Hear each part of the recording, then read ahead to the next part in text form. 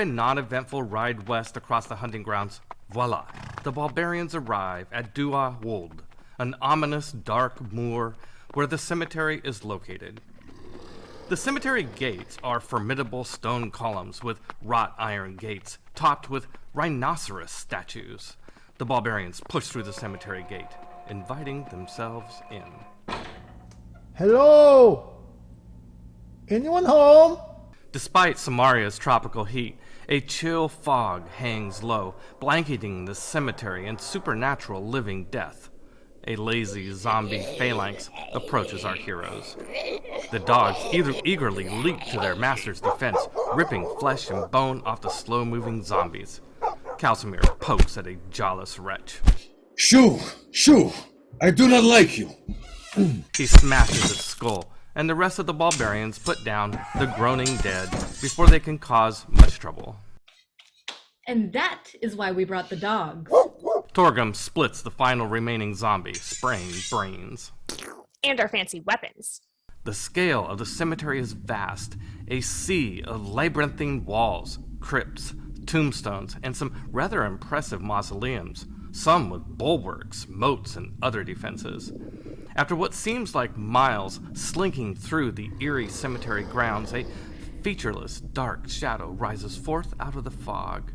A large, central Gothic tower looms, threatening, high on the horizon. Phosphorus, eerie green light emanates from the superstructure windows and cracks, backlighting the fog. A flash of light briefly illuminates shadowy figures inside, engaged in some dark art. Necromancers. Blah. Even as a cleric of life, I think I'm staying away from that. The barbarians wisely circle around the mega mausoleum, giving the Tower of Doom a wide berth. Is it just me? Or is this cemetery extra large? Double X Necropolis. The cemetery has outer walls and inner walls and walls within walls and inner cloister walls still. In the very back of the cemetery, the barbarians come upon an ancient Celtic dry stone wall surrounding 3 large burial mounds in a rough circle. The wall is short enough to see over, like a Normandy bocage. Claw removes a fist-sized stone from the wall, covered in black-gray lichen. This must be the original cemetery. They toss the stone to Torgrim for confirmation. Definitely. This is older than the others. Best to not disturb anything. The 3 mounds are each approximately the size of a large 2-story house, organized into a triangular formation. A white path constructed of crushed bones crisscrosses the mounds. Pansy scampers up the wall for a better advantage. What is that white stuff? Armando joins Pansy on the wall. Triskelion spiral, I think. Hard to tell from this angle. In our song, that symbol is on everything. The others climb over the wall. So many bones is disturbing, to say the least. Or maybe Torgrim, you don't find it so disturbing. It's not subtle. Them bones, them scary bones, gonna walk around.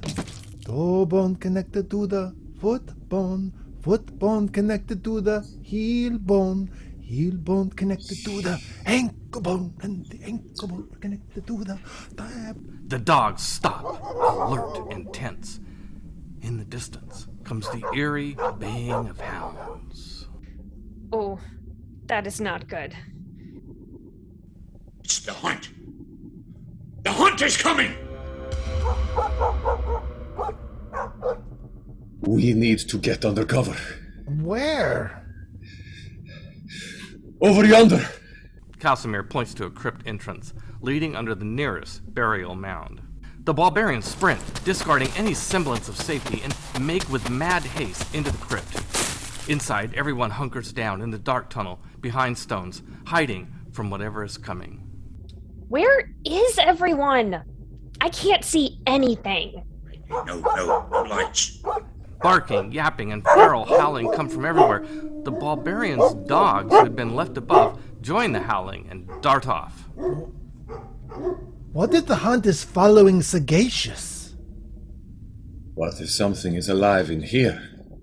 Claw and Torgrim, who can see in the dark, quickly survey further down the tunnel, which leads to a central chamber that smells like a millennium of death. Everywhere there are ancient remains of 1,000 dead things piled high in every corner. From this chamber descends a large spiral stairwell with burial crypts along the walls, descending perhaps forever, or at least the range of their dark vision. Oh, sweet. Decaying bodies. It's the entrance to the land of the dead. Flesh and organic matter, long decayed, have left nothing but bones upon bones. Bones and more bones. Over here. Downstairs, over here. Damn. This place is huge. We can't explore now. Friends, we have company. Outside, the dog merchant from Graver's Dig, the ogre known as Master, stops at the outer perimeter, surrounded by his pack of hounds. Hold back! His 20-something dogs follow his command and settle down. Pansy, we need eyes on what's going on. Pansy moves gingerly back up toward the tunnel entrance, quiet as a church mouse. After finding a suitable spying position, she sees Master surrounded by a full inventory of hunting dogs, war dogs, and former barbarian dogs. Immediately to his right, in a position of authority, sits Unruly, the Alpha.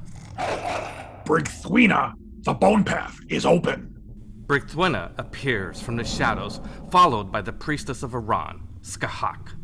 At the sight of Brigthwina, Master's hounds raise their voice, howling to her glory. The packs have been gathering in the hunting grounds for weeks, sensing the coming chase. Excellent. Then we should call them. Kwandal Kuan. Uath. Master removes a large bronze Carnix's horn from his waist and hands it reverently to Brigthwina. She accepts the horn and steps around him to the mounds. Pansy white-knuckles her dagger hilt as she adjusts her view, keeping a wary eye on Brigthwina as she leads Skahak and Master toward the burial mound entrance where Pansy is hiding. Just when it appears Brigthwina will enter the tunnel, she stops and kneels. Pansy can almost smell the divine breath of the mistress of the hunt. Hail Arawan, master of the hunt! Hear my prayer. Inside, the barbarians just can't keep quiet. Anyone finding this a little bit awkward? Do you know how difficult it is to resist messing with her right now? Act like you're Aran. I dare you.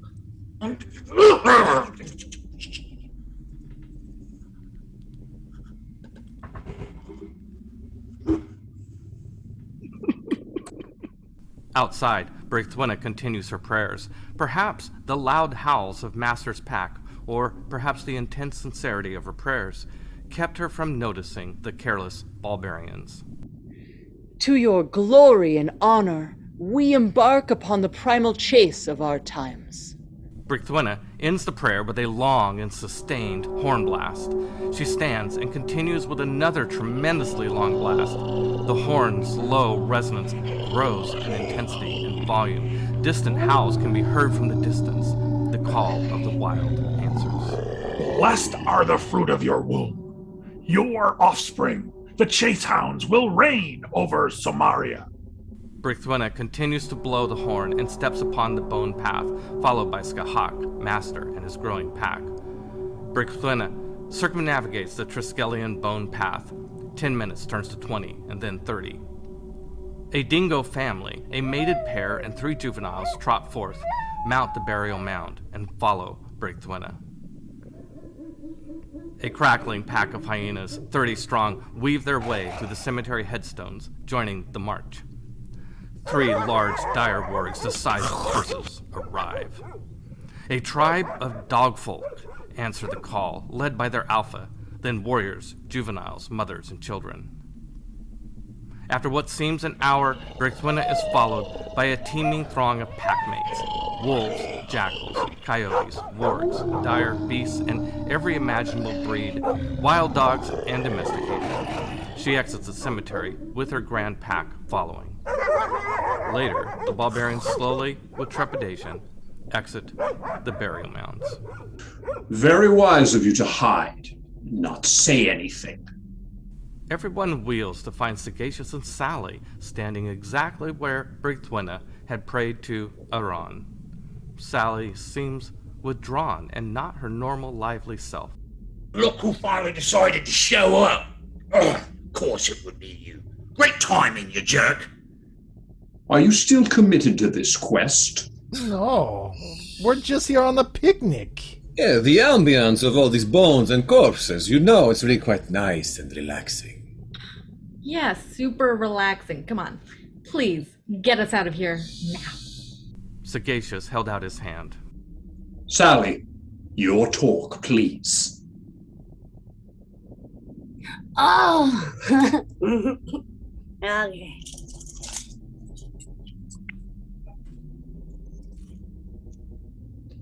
Every journey begins with an initial step, and this journey requires a guide. She kicks a skull and reluctantly removes the torque and hands it to the wizard, who deposits it in his bag of holding. With no emotion or reservation, he plunges a dagger into Sally's heart. Whoa! Oh, there's not as much blood as I'd expect. Poor Sally. Why'd you do that? I can't believe you did that! That was going to be my job! Sagacious? Why?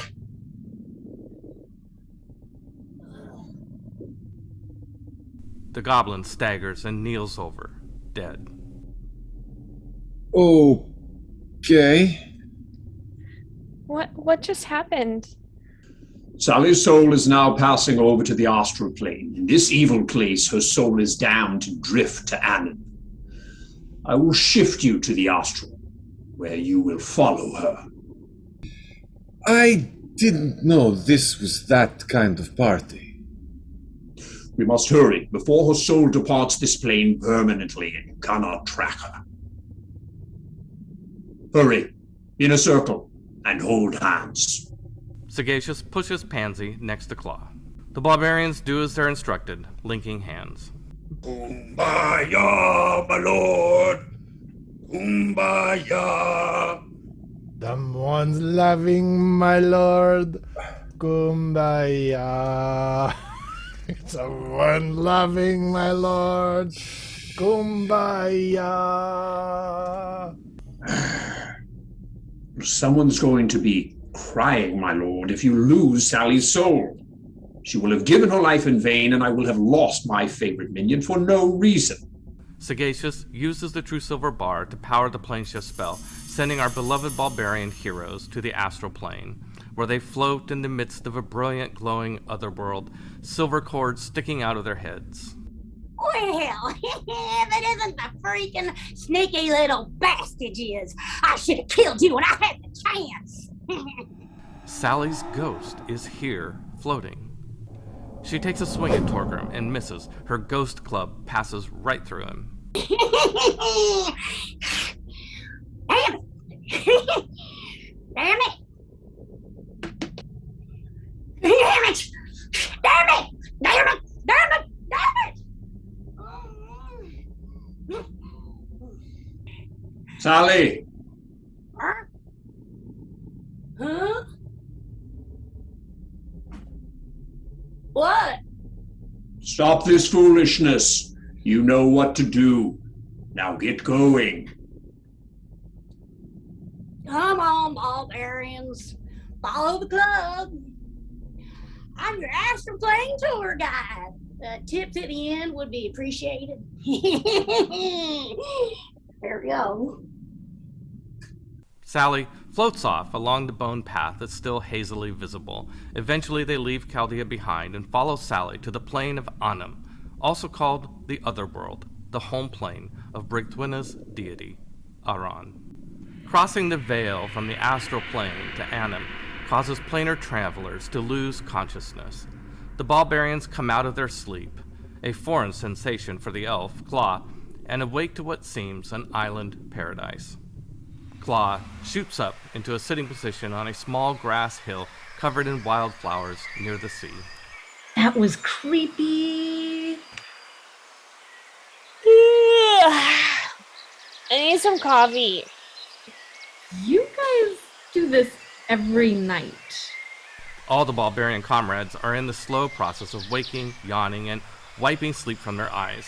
Sally, likewise. Yes, she's alive. The goblin rolls over, trying to gain her bearings, finds her glove, and gives it a fond hug. Sally, you knew that was going to happen. No! That bastard! She whimpers like a sad puppy, lower lip out, eyes dour. We had no idea. Really. I tell you, the old man's sagacious. That's one cold fish.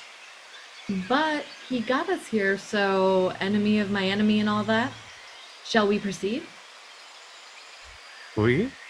You're here. Might as well join us. Oh, hey, who knows? You might finally get to use that little club on something. It's not going to be me, Missy. We? Sally cautiously stands, unsure. Has she found new friends? Or was this some land of the dead cruel prank? I'm almost sorry for all the nasty things I said about you idiots. Oh, you're adorable. Let's go kill something. With their newest member, the barbarians set out to find the dwarven princess, Soraka Cloudforge. Perfect temperature, topped by groves of lush, deciduous trees. Tame forest critters eat carefree and laze about while songbirds harmonize with crystal flowers chiming in the gentle sea breeze. You think she's a prisoner somewhere? Or maybe just hiding? A stone path splits, east to the sea, west to a mountain rising up at the center of the island. Pilgrim, where would your cousin hide? The sea or the mountains? Are you serious? I don't know, Bardman. I mean, she is a dwarf. Torgrim heads east, uphill. The mountain path is steep and slow going. The little troop stop at a small stone outcropping to catch their breath. Pansy's pointy ears twitch. What was that? The mountain was suddenly alive with hound barks and howls. Do you think that's Brithuina or... Let's find out. It'll be useful. Scout ahead, little green lady. You're trying to get me killed. No, you're already dead. Damn, that was cold.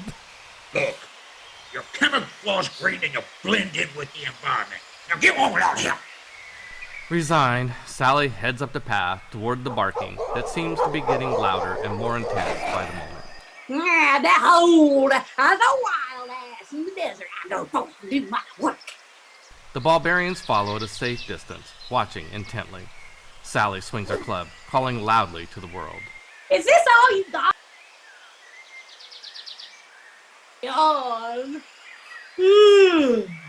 Cut to the chase. You're supposed to be the master of the hunt.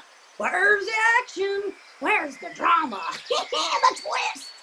A large stag crashes through the underbrush at a full gallop, sending leaves and flowers cascading as it flies over Sally. Behind the stag, in hot pursuit, a pack of unruly hounds, white fur, red ears, and eyes. The largest, the pack leader, in front, followed by 4 smaller hounds, determined to keep pace. Cry havoc and all that dogs of war crap. The stag, rather than looking for assistance from the barbarians, tries to lead the hounds away from them. That's peculiar, don't you think? Protect the stag! Why? Brithuina is sadistic and just the kind of person who would turn a prisoner into a stag to be chased by hounds. Ron's afterlife isn't all paradise after all. Torgrim pulls out his great sword. Fang versus fang. The The barbarians charge and stop two hounds. The other three slip past, continuing to nip at the stag's haunches. Torgrim and Sally take on the same hound. My wit against your metaphor. I kill first. You are on. Dwarf and goblin swing metaphor and wit with zeal. Sally lands a vicious double overhead smash with her club. The two hounds yelp in pain at the same time. Stop your bitching. Get it, Torgrim? Torgrim rages and attacks recklessly. Sadly, his attacks have little effect. Come on, dwarf. Keep up. I'm way ahead of you on wit and damage. Nearby, Pansy hides behind trees, shooting crossbow bolts. The stag moves with swift grace, but the hounds chase with supernatural pace. The largest of the hounds leaps high over the stag, cutting off the exit. It becomes cornered against a rock crag. Over yonder, one of the smaller hounds is forced to deal with bird shenanigans. Lay is so bloody fast, the hound has little chance of hitting her, and her dive-bombing pecks sting enough that she can't be ignored. Team Lovebirds, Claw and Calcimer, unleash spells. Claw calls down a moonbeam, searing fur in hunks, and keeps the beam going with steel concentration. Cal summons a spiritual hammer that looks rather, phallic? Really? Is that, thing supposed to, Rock your world? Yeah!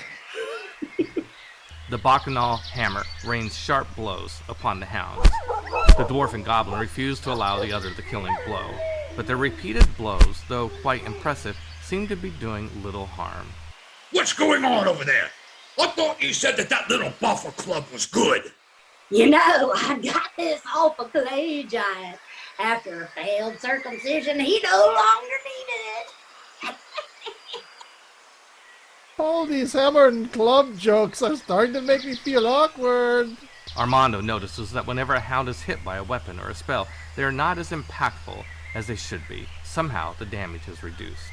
I think these hounds' lives are magically connected somehow. I don't understand. What do you mean? Like, a united pack? Cal brings his thunder hammer down on the head of a hound and watches all the hounds react together. They are linked. Kill one, kill them all! Pansy fires bolts into the big hounds with minimal effect. It's like a pansy. Pansy! Forget about the large one. Focus on one of the smaller ones. Pansy changes fire to the small hound on Armando. The chase ends. The stag can't stand up to three hounds and goes down, throat ripped and shredded. The stag is dead! The barbarians work together, concentrating fire, spells, and attacks on the smaller hounds. It's working! The stag dead, the alpha hound turns its attention on Claw. It leaps, knocking Claw to the ground, knocking them out cold. Help, Claw! Cal directs his hammer at the large hound on Claw, missing him. Damn it, Cal! Focus your fire on one of the small ones! Claw wakes to find the alpha growling in her face. They cast a thunder wave, pushing him up briefly into the air, and gravity brings him back down. Claw isn't able to move, and the beast lands on them. Claw grabs the hound's tongue and pulls. Snap. The tip of the tongue comes free. The hound howls in pain. Actually, all the hounds howl in linked pain. The alpha takes out his pain on Claw, mauling them savagely. Help down! Help down! Calcimer takes a moment to glance over to Claw. Is she dead? Don't look at me. I didn't do it. Lay, can you distract the big one? The whimsical little bird chirps affirmative and buzzes to the alpha, annoying the living hell out of him. Without a tongue, the alpha is more bark than bite. Blood drips from his mouth, and it staggers. The alpha tries to ignore the bird and get to the barbarians, but Lay refuses to be ignored. The alpha has no choice but to fight the robin, who he just can't seem to catch. Double time, barbarians! We have them! Calcimer drives his bacchanal hammer into Torgrim's hound. Torgrim and Sally fight back to back, sword and club, a whirlwind of crashes, slashes, and bashes. Armando keeps his team in fighting shape with timely heals. Pansy makes a called shot, a bolt to a smaller hound's chest. Heart pierced, die immediately. All the hounds drop and die simultaneously. Yes! Pack Slayer! Torgrim and Sally lower their weapons, winded but too proud to show it. I haven't stole my kill. Nice fight. The two warriors share a Chaldea salute, sheathing their weapons. The unruly pack is dead, Claw is dead, and Princess Soraka, Cloudstag, is also dead. Calcimere holds Claw's limp body. We need to do something! Lay darts to Pansy, chirping excitedly. Oh, what is it, Lady Lay? The robin lands on the hilt of her dagger and tries to clutch it in her tiny claws. I think she wants your dagger. Pansy pulls the dagger from its sheath and holds it up to Lay. What about it? Wait! Lay, with surprising strength and dexterity, clutches the dagger in his tiny claws and flies up to the sky zippity-quick. Lay is gone, as is Pansy's dagger. She just stole your really nice dagger. For sagacious, no doubt, because he's a prick. She bought the hounds. I have confidence she will return. A giant hand of godlike dragon claw sweeps the scene, plucking Torgrim off the island. Torgrim disappears in a magic instant. At the same time, a giant claw plucks Armando, a claw plucks Pansy, a claw plucks Calcimere, then claw and stab. Metaphysical translocation chaos energy whips violently, while it appears as a single dragon claw swept across the land. In truth, each of the barbarians is picked up by a claw individually, plucked, carried, buried, and deposited in the Granada Palace in Jubal, the capital city of Andalus. Each of the barbarians appears in rapid succession, poof, poof, poof, side by side, shoulder to shoulder, in front of a marble water fountain, healthy and alive. Yes, even Claw is alive, as is Soraka Cloudforge, back to life in her normal dwarven form, in a simple leather dress. Apparently, the rules of life and death are different in the Anim afterlife. Torgrim! Soraka grips Torgrim in a fierce hug, such that she'll never let go of her favorite cousin. That was Darcy there for a moment. Pansy smothers Claw in hugs. Oh, I was so afraid. Someone will need to tell me how it ended. Yeah, I killed all the hounds, and that's all you need to know. That shut him up. Epilogue. It's evening in the Granada Palace courtyard. Rahat and Razine approach the barbarians, who wait quietly. Claw and Calcimere madly kiss and are so enthralled in each other, they fail to notice Rahat until she clears her throat. You see, Razine, the cards foretold of their greatness. Rise, my child. You've done well. When Lay took Pansy's dagger, I was able to track you. Devastated and embarrassed, Claw kneels, bowing their head. Malika! The others bow their heads, respectfully. Claw stands. It was you who saved us.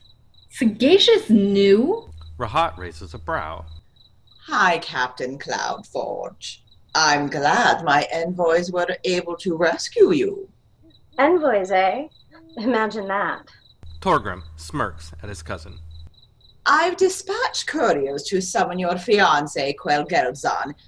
He should be here momentarily.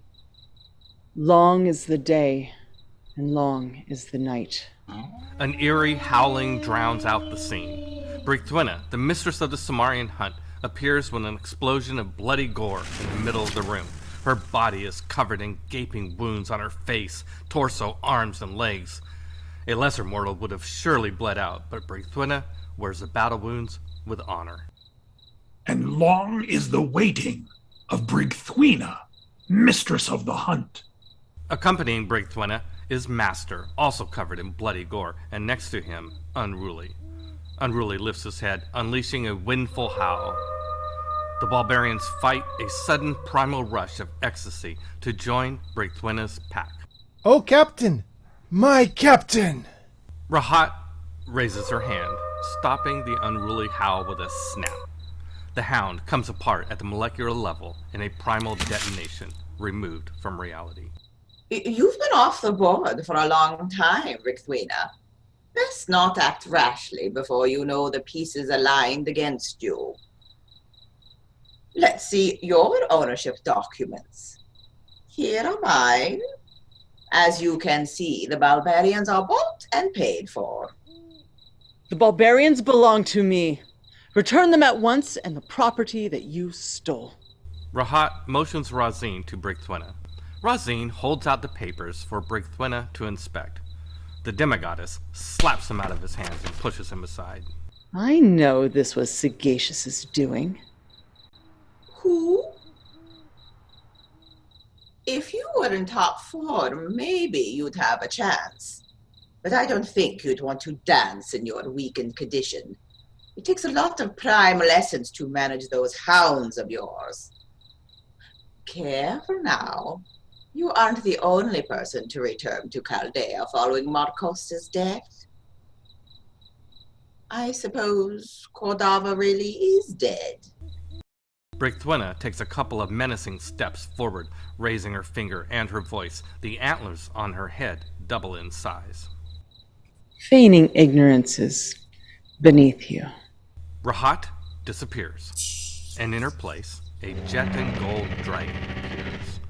Brigthwina stands defiant in the face of Rahat in her true form, a first-generation descendant of the legendary elder dragons of the Clawhammer War. Brigthwina yanks her blade. I killed your brother. I'll wipe the floor with you. You'll be bookends in my hunting lodge by morning. Behind Rahat, another black and gold dragon appears, except this one much larger and much older. Are we bandying about with the escalation games? A titanic black claw with gold talons stretches past Rahat and flicks at Brigthwina, but before the finger connects, the mistress of the hunt is gone. Master is left alone, surrounded by enemies. Torgrim pulls Fang. Now, tell your mistress to pay the rent. She's late. If any of you ever return to Somarria, you're toast. Oh, I love toast, preferably with strawberry preserves. Eggs on toast is an excellent option. You gotta try avocado toast. Amiens toast with melange. Come on, really? Are we really talking about damn toast right now? Can I kill this asshole? Soraka steps forward. Someone give me a weapon. Princess, it would be an honor if you used my singing sword, Araucto.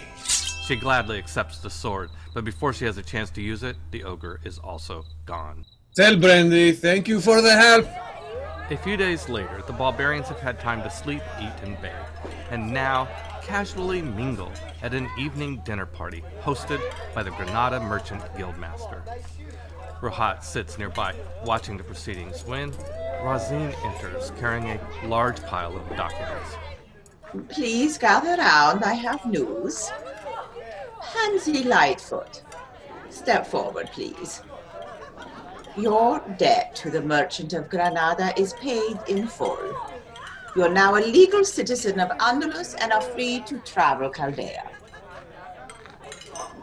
This is more than just currency to be spent and traded. It is infused with influential dragon essence, my personal touch. While you carry it, you will remain under my protection and receive other benefits. Or if you decide to spend it, you can buy just about anything. With the caveat, it may only be spent during the week of fat merchants. The barbarians quiet, gathering close. Pansy steps forward and bows. You should avoid Somarria. Funny and wise. Somarria is the last place any of us should be. But that's where the bees are. So I guess I won't be buying that summer home. The barbarians stifle a laugh. Razine hands Pansy a large gold disc coin. Thank you, Malika Rahat. Anything? And so it went. Each of the barbarians, Pansy Lightfoot, Armando Equius Blake, Calcimir Alderman, Torgrim Torvald Sumson, and Claw, each called forward to be recognized by Malika Rahat and given their freedom and awarded a dragon's coin. Then it was Soraka's turn to thank the barbarians. I wish to say thank you to the rare few individuals willing to act at great personal risk. The Cloudforge clan is forever grateful and in your debt. Better to say hopes instead of what if. Torgrim, are you ready to come home? And miss all this? No, I don't think so. I'll have my own clan now. Clan Barbarian.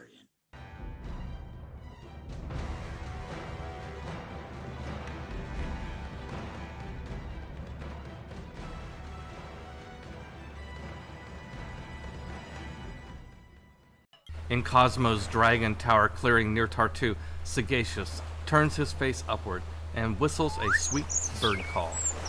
A red-breasted robin flies close and circles around the wizard. Thank you, Lay. Lay lands in the grass. Her bird form shimmers and a black-haired woman with olive skin wearing a martial arts gi appears, cradling something in her arms. She bends down and lays Sally gently at Sagacious's feet. She stands, kisses Sagacious lightly on the cheek, returns to her bird form, and flies away. Sagacious bends down, gently stroking Sally's hand. Sally, wake up. Sagacious offers Sally the torque. Her eyes light up. She sizes Sagacious up and down and takes it.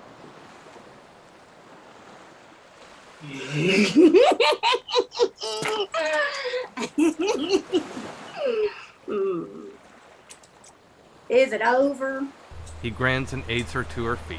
He gestures and the two of them turn and walk into the Garnon forest. Is it time for breakfast?